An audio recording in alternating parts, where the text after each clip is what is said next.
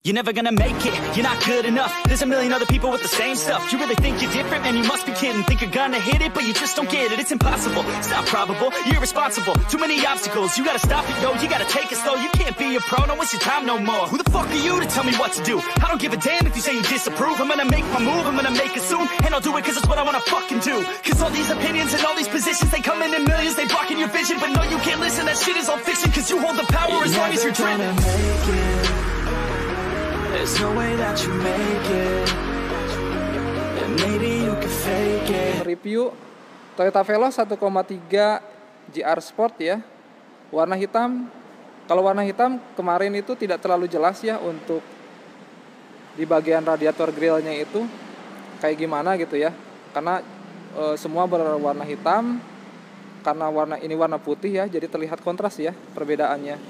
Jadi ternyata di bagian radiator grillnya itu seperti ini nih, yang berwarna hitamnya. Kemudian di bagian body kitnya juga di sini yang hitamnya ini. Nah, langsung aja kita dekatin aja ya.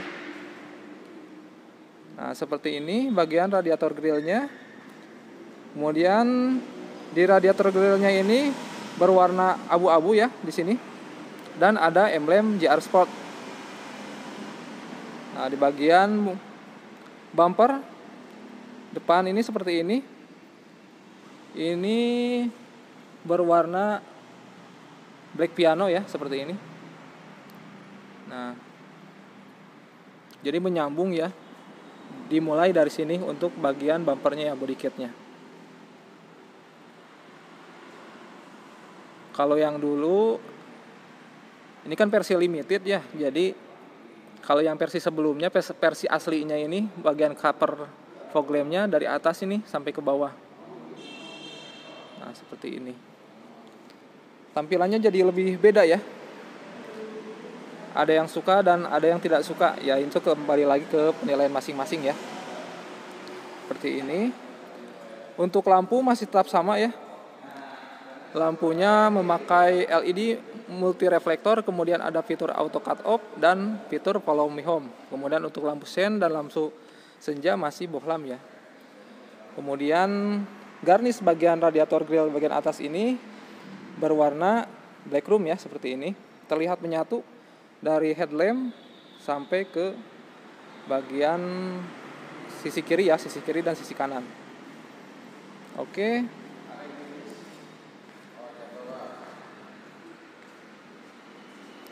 Kemudian di bagian samping desain velgnya sebenarnya sama ya, cuman untuk warna jadi berbeda. Kalau yang tipe yang dulu, yang sebelumnya itu tone matte shining ya. Kalau ini berwarna hitam. Fiturnya sudah ABS. Sudah ABS. Di bagian depan ini sistem pengeremannya sudah cakram ya, sedangkan di bagian belakang masih tromol. Untuk profil bannya 185 ya, per 65 dengan ring 15. Di bagian atas ada emblem dual 50i. Nah ini ya yang kemarin saya pernah sampaikan juga. Jadi untuk body mobilnya warna putih atau hitam, merah gitu ya. Tetap untuk spionnya, cover spionnya berwarna hitam. Sudah electric mirror, kemudian ada lampu sen, dan retractable juga sudah auto folding ya. Kemudian ada talang air di sini. Untuk door handle warna putih ya, sewarna body. Sudah ada aksesnya, smart entry. Masih disediakan slot untuk kuncinya juga ya. Di bagian bawah untuk side body molding masih tetap sama ya, seperti ini. Nah, ternyata masih ada sentuhan ornamen chrome ya di bagian samping ini, di bagian body kitnya. Kalau di 1,3 tidak ada tambahan ornamen silver chrome seperti ini ya. Ini untuk bagian roda belakangnya seperti ini, tromol ya. Antena sudah sakwin, kemudian spoiler sudah ada LED high mount stop lamp. Kemudian di sini sudah ada defogger ya, ada wiper. Untuk lampu, kombinasi lampunya seperti ini ya, masih tetap sama bohlam ya. belum LED. Ada garis memanjang di sini, black room ya. Kemudian ada emblem 1,5 Veloz dan emblem Avanza ya. Nah, ini salah satu yang membedakan antara 1,3 dan dengan 1,5. Di sini ada garnish berwarna hitam ya. Perpaduan antara hitam doff dan black piano ya, seperti ini. Di sini ada kamera parkir. Nah, ini bagian bumpernya ya. Di bagian body kit di sini sudah ada sensor parkir. Nah, ini gardisnya berwarna hitam ya. Kemudian ada emboss GR ya di sini. Dan terlihat ada sirip ya. Kemudian ini reflektor ya, bukan lampu. Oke, kita cek sekarang bagian interiornya ya. Nah, untuk membuka bagasi masih manual ya. Jadi belum elektrik ataupun tombol ya. Seperti ini.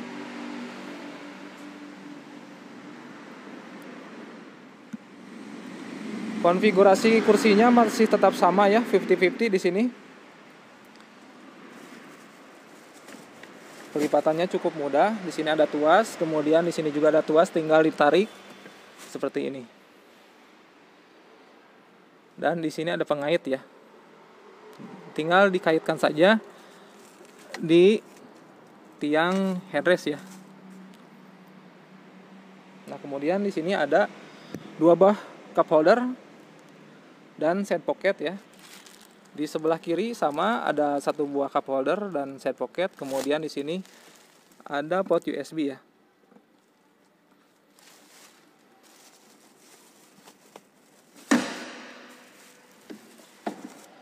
Masing-masing kursi sudah disematkan headrest dan safety belt ya di sini. Sudah pretensioner dan post limiter juga ya. Nah, seperti ini.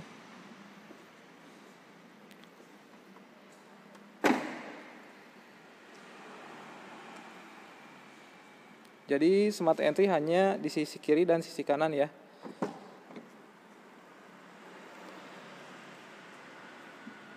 Materialnya plastik ya, dominan berwarna hitam. Untuk di trimnya ini dilapisi dengan bahan pabrik ya, sewarna. Coraknya sama ya dengan joknya ya, seperti ini. Kemudian di bagian armrestnya seperti ini, perpaduan antara warna hitam dan warna silver. Sudah power window, auto up down hanya di sisi pengemudi, kemudian sudah window lock, kemudian door handle silver chrome ya. Sudah central lock. Kemudian di sini ada 3 buah cup holder ya. Dan ada door pocket. Kemudian ada speaker. Nah, pengaturan joknya masih manual ya. Sliding dan reclining, belum ada height adjuster. Kemudian di sini ada tuas untuk membuka tutup bensin dan di sini tuas untuk membuka kap mesin. Tinggal ditarik seperti ini. Kemudian di bagian atas di sini ada tempat penyimpanan. Kemudian ada indikator security-nya. Masih tetap sama ya, sudah disematkan start stop engine button. Kemudian ini tombol untuk pengaturan spionnya ya, pengaturan arah, spion kiri dan spion kanan, dan ini tombol untuk retractable-nya. Kemudian ini kisi-kisi AC-nya masih tetap sama. Jadi sebenarnya untuk desain interior ini masih tetap sama ya, antara 1,5, 1,3 model yang dulu dan yang sekarang masih tetap sama. Jadi perbedaannya hanya di bagian eksteriornya aja ya. Kita nyalakan saja.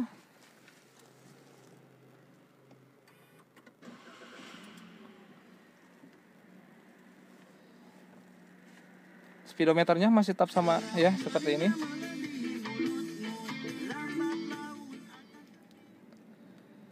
Seperti ini ya. Kemudian MID masih tetap sama ya, kecil di sini, monokrom. Nah, hanya menampilkan odometer trip A ke trip B.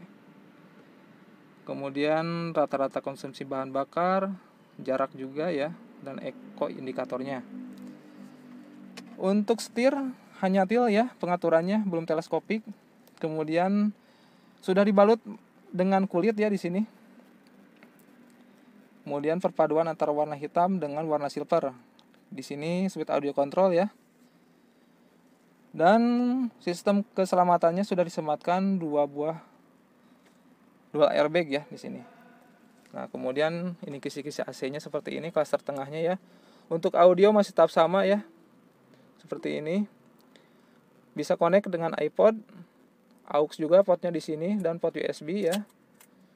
Kemudian bisa connect ke telepon juga memakai Bluetooth ya. Kemudian di sini CD masih disediakan ya di sini. Portnya masih ada. Kemudian Bluetooth audio juga, bisa telling ya, jadi menampilkan tampilan smartphone di audio ya, seperti ini. Radio masih tetap ada. Pengaturan suaranya bisa dual zone ya. Jadi suara baris depan dengan baris kedua bisa berbeda gitu. Di sini ada lampu iluminasi ya, seperti ini. Ini layarnya layar TFT ya. Kemudian di sini ada indikator untuk seat belt penumpang ya. Kemudian di sini ada tombol untuk lampu hazard, ada car holder, dan ini untuk AC-nya ya, seperti ini. Tidak ada fitur auto ya, hanya saja disematkan fitur Max Cool di sini. Nah, seperti ini pengaturan suhu dan pengaturan kipasnya ya. Oke, di bagian bawahnya tempat penyimpanan.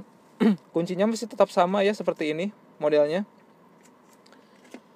Di bagian bawah ada power outlet, tuas transmisinya seperti ini, dibalut dengan kulit. Kemudian di sini ada ornamen silver chrome ya. Kemudian di sini ada cup holder, ini tuas untuk rem tangannya seperti ini. Kemudian di bagian tengah ada console box ya, belum dibalut dengan kulit, materialnya masih plastik, tapi coraknya sudah seperti kulit ya. Kita lihat, dan ternyata dimensinya ya masih tetap sama, cukup dalam di sini dan cukup lega juga. Kemudian untuk glove box seperti ini, belum soft opening ya. Kemudian hand grip desainnya fix ya, belum retract. Kemudian untuk safety belt juga sama seperti ini, belum bisa diatur naik turun. Sudah pretensioner dan post limiter. Kemudian di masing-masing jok juga sudah disematkan headrest ya, yang bisa diatur ketinggiannya. Kemudian sun visor sudah ada vanity mirror di sini. Di sisi pengemudinya tidak ada vanity mirror ya untuk di sun visornya, dan tidak ada hand grip juga.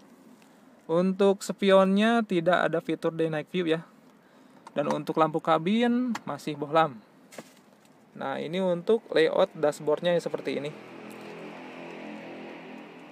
Dominan berwarna hitam, tapi di beberapa bagian ada warna silver ya. Desainnya khas Toyota Avanza ya, seperti ini. Dan ada di sini di pilar A ya, ada Twitter. Oke, kita beralih ke bagian baris kedua ya.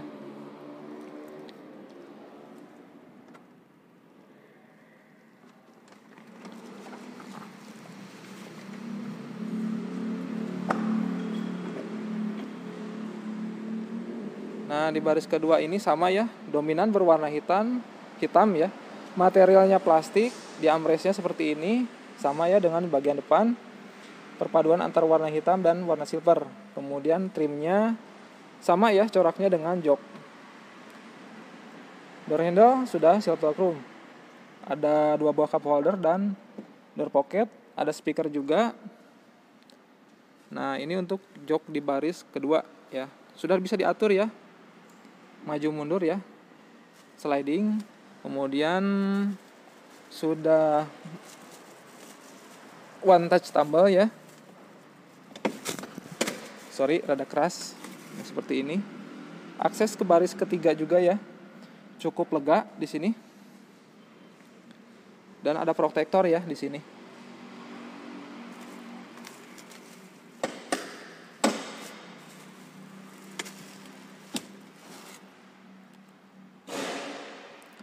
Ada 3 headrest ya di sini yang bisa diatur ketinggiannya.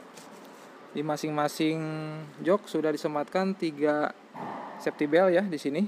Dan untuk penumpang tengah baris kedua ini di atas ini, tinggal tidak tarik aja ya, seperti ini. Untuk di bagian atas, lampu kabin masih bohlam ya, belum LED. Kemudian AC-nya sudah double blower, pengaturannya masih manual, dan di sini ada rear set entertainment ya. Jadi yang membedakan 1,3 dengan 1,5 salah satunya ini.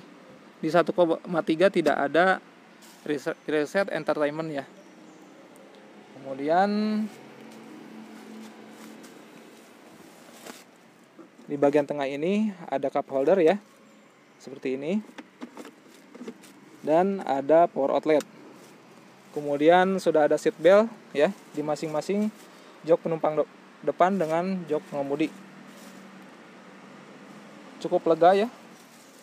Kita tes untuk legroomnya. Ini jika dimentokkan ke bagian depan ya, masih menyisakan lebih dari 5 ruas jari ya.